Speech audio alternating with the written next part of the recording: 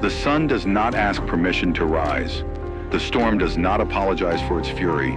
And life does not pause to consider whether you are ready for its lessons.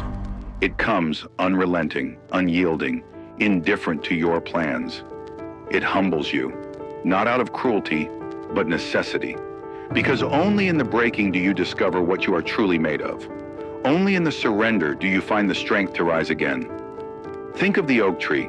Its roots dig deeper not in times of calm, but in the howling winds. The same force that threatens to uproot it is the very thing that forces it to anchor itself into something unshakable. So it is with you. The trials you resent, the failures that haunt you, the moments that strip you bare, they are not your enemies.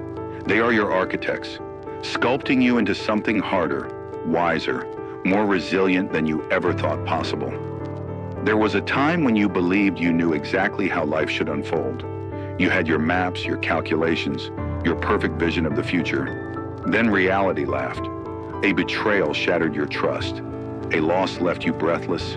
A dream crumbled in your hands. And in that moment, you understood. True strength is not built in victory, but in the quiet aftermath of defeat. When you stand there empty-handed and choose to rebuild anyway.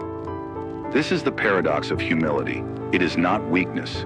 It is the silent acknowledgement that you do not yet know all there is to know, that you are still growing, still learning, still becoming.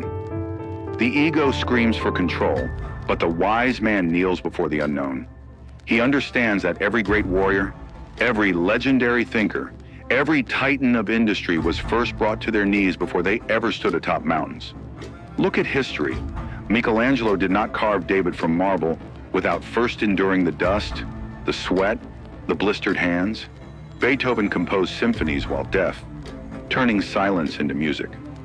Lincoln led a fractured nation only after a lifetime of political failures and personal tragedies. Their greatness was not in spite of the humbling, it was because of it. Life sanded down their edges until only the essence remained. So when the ground shakes beneath your feet, do not curse the earthquake.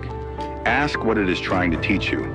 When the path darkens, do not demand light. Learn to see in the shadows. Humility is the bridge between who you are and who you must become. And crossing it is the only way to claim the life you were meant for. Because here is the truth they won't tell you. You were never meant to stay untested. Never meant to live small, safe, unchallenged. The humbling is the gift. The breaking is the making. The fall is the beginning of the rise. Now, what will you do with it? You stand at the edge of your own potential, staring into the abyss of what could be. But the abyss stares back, not with fear, not with judgment, but with a question. How badly do you want it? Because the universe does not reward wishes. It rewards action. It honors persistence. It bows only to those who refuse to stay down. Consider the phoenix. It does not mourn its own ashes.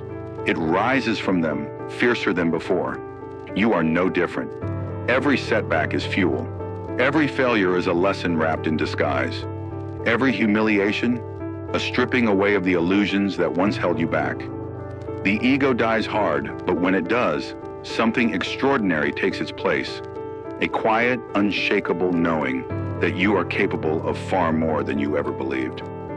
There is a reason the ancient Stoics practiced voluntary discomfort. They slept on floors, endured cold, fasted, not because they loved suffering, but because they understood. Comfort is the enemy of growth. A life without resistance is a life without strength, and so they trained themselves to embrace hardship, to seek it even, because in that crucible, they forge an unbreakable will. You don't get to choose when life humbles you, but you do get to choose what happens next. Will you let it harden you, or will you let it hollow you out, making space for something greater? The difference between a stumbling block and a stepping stone is not the obstacle itself. It's you, your perspective, your decision to either curse the storm or learn to sail in it. Look at the bamboo.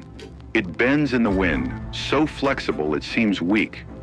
Yet when the hurricane passes, it stands tall while mighty oaks lie shattered. That is the power of resilience. Not brute force, but adaptability. The willingness to yield, to adjust, to flow with the blows without breaking. Life will try to uproot you. Your job is not to resist, but to become unbreakable in your flexibility. And then comes the moment of transformation. When the pain of staying the same finally outweighs the fear of change. When you stop asking, why is this happening to me? And start asking, what is this trying to teach me? That is when the real work begins. That is when you stop being a victim of circumstance and start becoming the architect of your destiny. Because here's the secret. Life doesn't humble you to keep you small. It humbles you to prepare you for something bigger. The weight that bends you today is the same strength that will propel you tomorrow. The question is, will you carry it or will you let it crush you?